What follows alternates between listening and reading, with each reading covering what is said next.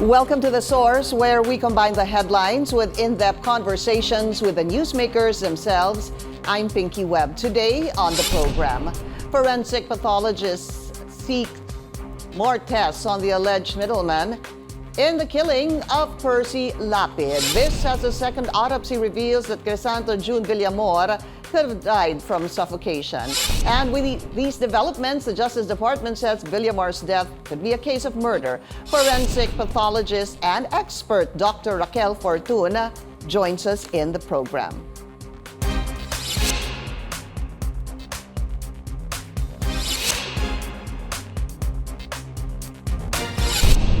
The Justice Department says that 7 people who have information on the circumstances surrounding the death of alleged middleman Crisanto Jun Villamor are now under their custody. Justice Chief Boying Remulla, in a press briefing over the weekend, said that these individuals will be questioned to find out whether the death of Villamor was of natural causes or premeditated.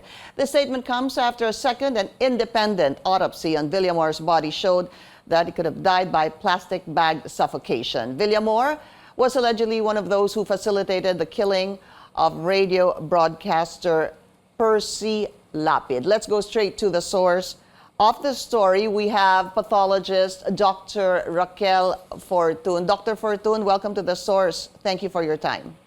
Good morning. So, based on the available information, as you had already mentioned, regarding the circumstances surrounding the death of Jun Villamor, you said that the death, the manner is homicide, asphyxia by plastic bag suffocation. So I do know, Dr. Fortun, that you earlier said in an interview that this conclusion on the use of the plastic bag came from Justice Secretary Boying Remulla as told to him. Can you please give us more information about this?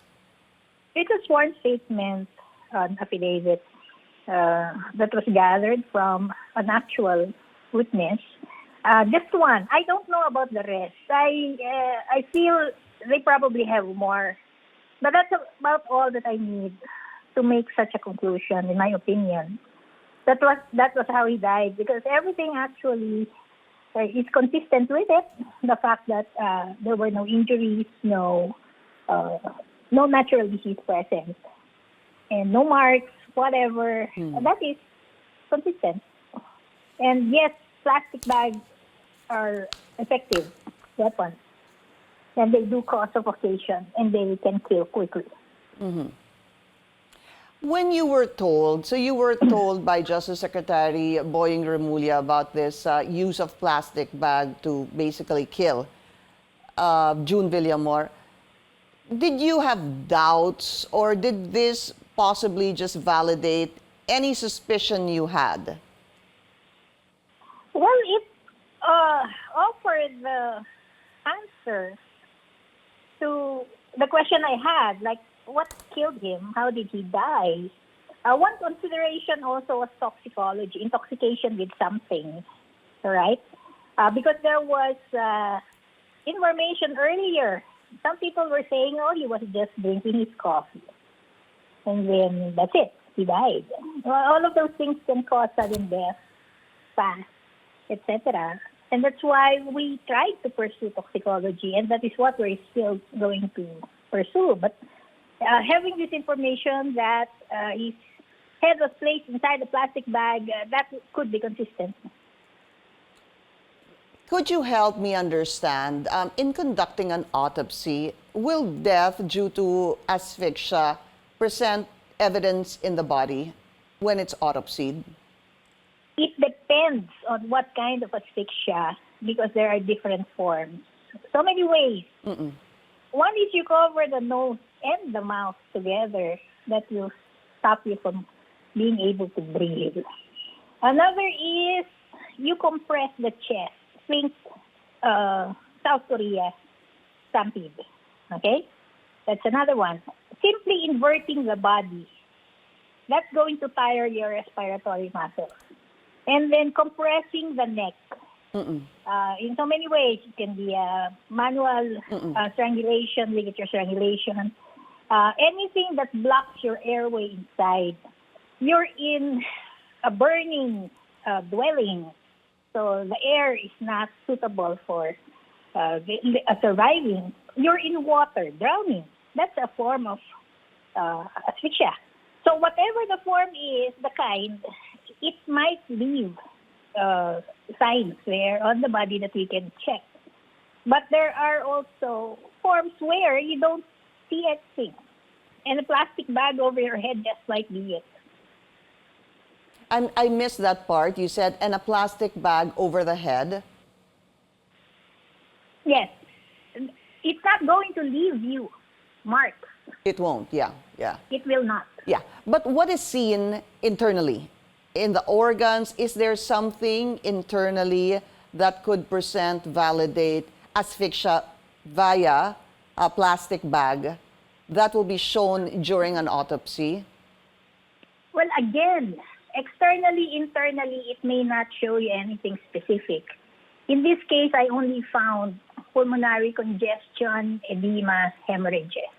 That can be non-specific, that can be due to other things, but that's about it. But you know what's telling here is you did not find anything else.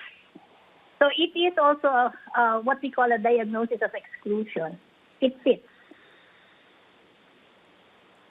Diagnosis of Exclusion. exclusion. I understand. Okay. Basically, Dr. Fortun, this somehow, please correct me if I'm wrong, becomes consistent that externally, the NBI report said no apparent sign of external physical injury. The NBI report, the information that previously came out actually said that. So that is consistent with what you're saying. Would that be correct? Yes, that is true. Okay. So I want to talk about your autopsy because yung inyo po lumabas na over the weekend. And there were a number of revelations in that autopsy, such as, well, hemorrhages, you already said, and even the presence of methamphetamine, which I believe is shabu. Tell us, during your autopsy, explain to us, like, for example, I'm interested to find out how you discovered that there was methamphetamine, because there was a previous autopsy ho kasi. Ibig ho sabihin nun, may natirang liquid sa katawan for you to be able to determine that there was methamphetamine? Yeah, ang daming natira. Kasi in more than about 40 ml of urine was still in that intact urinary bladder, which is unusual if you have post-embalmed, post-autopsy case. And apparently, I received information that yes, NBI, kasi ang tanong ko hindi ba nila nakita to? Sabi nila, nakakuha kami ihi. But then, nag-sample lang sila. But the usual procedure is you do take out, aside from aspirating, you do take out the bladder. Kasama na dyan yung prostate, kasama na yung testis in males, which they did not do. So intact pa. Which is good for us kasi ang dami pa namin nakuha sample. Pati dun sa eye, yung isang mata lang pala hinuna nila. Which is good. So, toxicology is still an option. But yun na nga, kinoconsider ko din, baka naman contaminated na ito ng embalming fluid. But then, who would put methamphetamine in embalming fluid? So, yun yung mga considerations. Well, so, you work with what you've got. Right. In fact, it seems, that's why I was asking that, and you said it's irregular. I don't really know much about it, but I guess, I don't know if it would be common sense. Sabi mo nga may natira sa inyo, pero yung nahanap niyo po na methamphetamine, yun yung pinagtataka ko kasi I would assume, ma'am, that pagka nagkaroon na ng autopsy nung una, siguro lahat ng tubig or liquid sa katawan ay natanggal na, but it obviously, certainly, may natira po for you to be able to examine. I do see a lot of these bodies previously autopsied already, but somehow, nandun pa. Okay?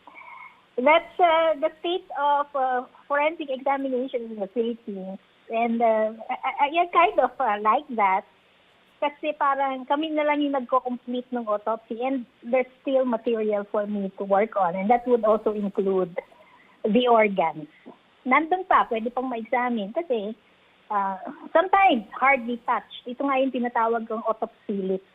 Hiniwa lang, pinilip lang. But the organs are still there. Definitely not how a pathologist would examine a body. But that's it. I'm grateful. Buti na lang. May naiwan. Yes. So, if somebody asked you to conduct an autopsy, yung inyo po as Dr. Raquel Fortun, how does that normally go?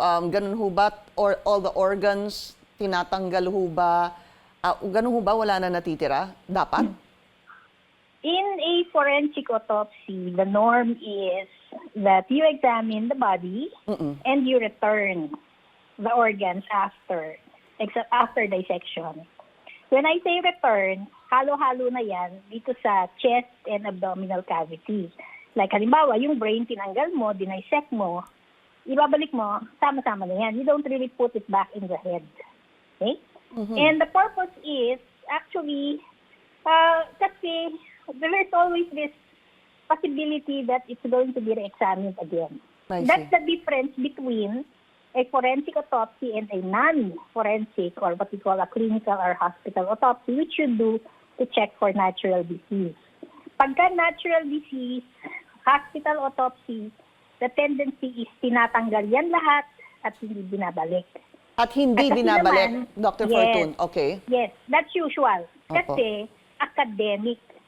It's usually done for academic reasons, and we also use the opportunity for residency training in pathology. So, nire-retain yung organs. Pero pag forensic, as much as possible, binabalik namin. Even in, that's where I trained in a medical examiner office, and that's what's done. Dr. Fortun, we need to take a very short break. This is The Source on CNN Philippines. Please stay tuned.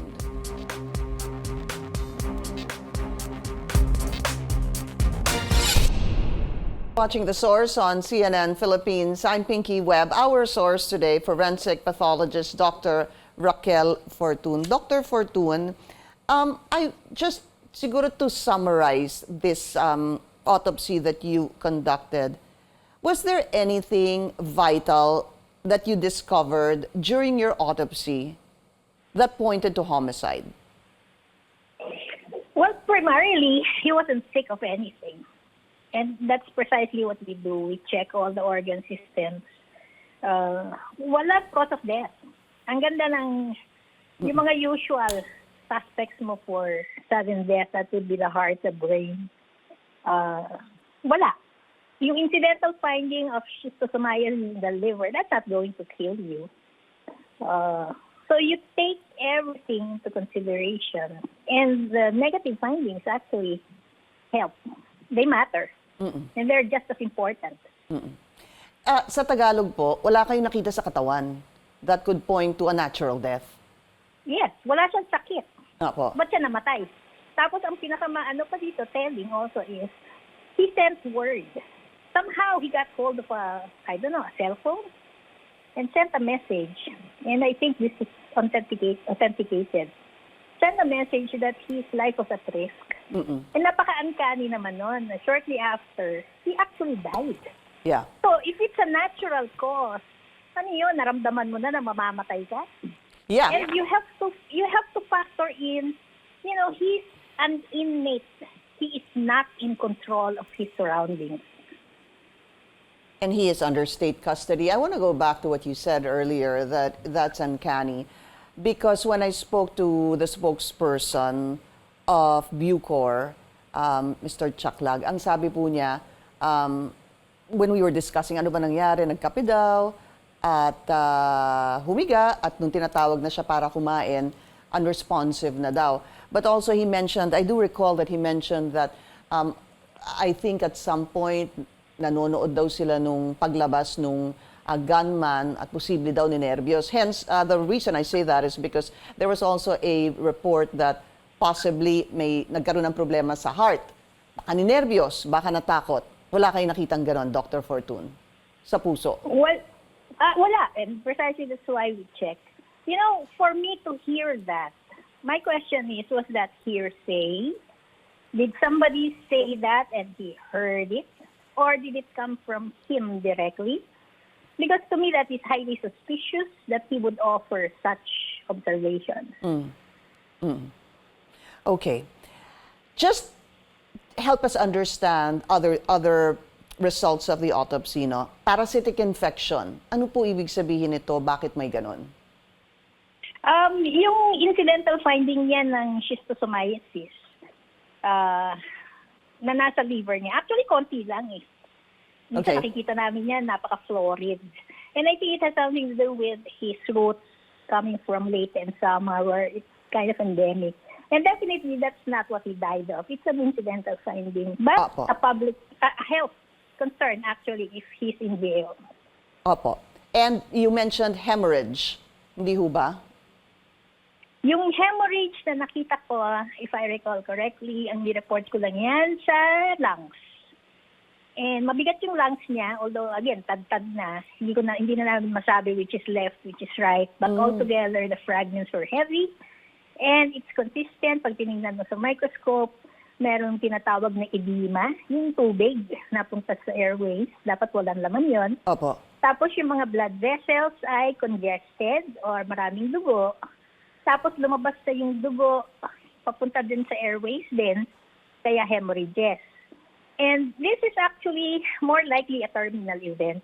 Kapag hindi ka na nga makahinga, walang oxygen, etc., tumitigil na yung heart mo, na babara na pupunta na yung dugo dun sa lungs mo. So it's an effect, not really a cause. Okay, it's an effect. All right. And just one last thing that I also wanted to get more information from you. Meron ho ako nakita evidence of medical intervention consisting of a needle puncture mark on the right hand. Yeah, we check. That's it. We check everything. That's part of the external exam. And actually, madaling ma-miss. But then, I really take a lot of pictures together with my resident.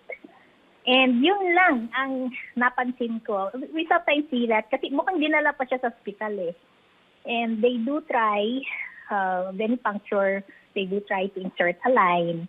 And the dorsal hand is a common site. Minsan nakikita mo yung din sa bend ng elbow mo. Blood extraction and so on. But that's about all that I saw. And again, that is not that significant. It's probably related to what we call iatrogenic or medical intervention. Not significant. Okay. And I saw a tweet of yours that said that this autopsy that you did, you finished in about 3 days, if I'm not mistaken, and this is the fastest ever. Gaano po ba talaga katagal gumawa ng, or to complete, how do you call it, a forensic autopsy? I'm actually swamped with cases right now, and I have a backlog likely of over 100. So this is record-breaking. That in 3 days, I got hold of the slides from the histopathology and even the toxicology report na rush din yan. And so this is so unusual. Pag ako tinatanong after an autopsy, gaano ho katagal, ang sasabihin ko dyan is at least 2 weeks for the slides to come out, for me to type the report. But right now, I have, that's it, a huge backlog. Ang dami kong utang na report. Opo. And Mahirap. what made you finish this in 3 days? Secretary Remulla was really on top of it. Ang masasabi mo, he was breathing down my neck. As in, talagang nakatutok. All the way from that morning, Monday morning, he called me up to say magpapa-autopsy daw sila. And then, napaayos na madala yung body dito by Bucor. And I waited for that authorization letter from him, which he sent. So, 26 kami nag-umpisa, October 26. right after the procedure, I told him tapos na. And he made it a point to come over. Malapit lang kasi, nandiyan siya sa Padre Faura, nandito kami sa Pedro Hill. And he came. And we discussed. And then later, he said he wants the report by Friday. So But that was 2 days when he later. went to you, Dr. Fortun, nung pinuntahan ka niya, nung Friday, sinabi na niya sa iyo yung plastic bag? Did he reveal No. it that day? No, he went to see me a few minutes after the autopsy. This was the 26th. And wala pang, ang information lang na naibigay niya sa akin noon was that foreboding, that spell, that text message that Mr. Villamor allegedly sent right before he died. Okay, so at that point I said, okay, wala kami nakitang findings, no morphologic cause of death, but I think with that information, I am prepared to say it's a possible, I'm sorry, the word is probable homicide. Yun So, lang yun yung talaga meeting yung, namin. initially yun lang talaga yung laman ng magiging report mo, Dr. Fortun, probable homicide. Homicide? Apo. No, actually, even before that, no information about the circumstances. I was prepared to call it undetermined. No morphologic cause of death as cause, and then manner would be undetermined. And then the information trickled in. And then I moved on to probable homicide to homicide. Was the NBI there when you conducted the autopsy? No, they were not. They came the day before when the body was brought here, but I did not have that authorization letter yet. There was a team of NBI people coming in saying that they would be there during the autopsy, but I said, no, we're not going to do it now. And actually, I requested later on from Secretary Remulla that to tell them, no, we don't really need their presence here because, for one thing, our board is very small. We cannot accommodate everybody. The other is they brought a videographer with a tripod, and I cannot see what they're going to take shots of and videotape because we do not allow that in the morgue. I see. So you refused basically their presence? Would Yeah, that be basically correct? I refused. Opo. I refused, and then but I did request Dr. Cecilia Lim to come Opo. when we did our internal examination on the 26th. She was there. Okay. So, and I heard she's being consulted. All by right. NBI. Just a few more questions. Do you want further tests? Yeah, why not? If it can be done, why not? We still have the urine samples and that vitreous, although it's a small amount. Opo, Why but what kind of tests and what do you want to discover when you say that you may conduct further tests? It's just, I think, toxicology. Just to confirm what has been revealed so far, why not? Maybe they can do other tests, but just to rule out, because that's another consideration. Was he poisoned? That's it's healthy to keep an objective view of it, and so we can be clear about it. So Why parang not? may open pa na idea that not really, parang let's just say that further tests could prove or disprove that he was poisoned. It's additional confirmation that he was not. Okay, if it was really plastic asphyxia Opo, that okay. killed him. Why not? It won't hurt. It Opo. won't hurt. And the NBI has yet to release its full report on the autopsy. Maybe as a last question, Dr. Fortun, what happens, for example, if your findings would differ from the findings of the NBI? Precisely, that's why you document your findings. That's why you come up with a logical conclusion, because it's expected, actually. It's going to be disputed. And you'd better be prepared to defend your findings. And it's not unusual that you would have different opinions.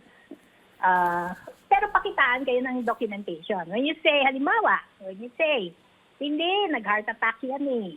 Myocardial infarction. Then what's your basis? And then where is the heart? Describe it well. Where did you find it?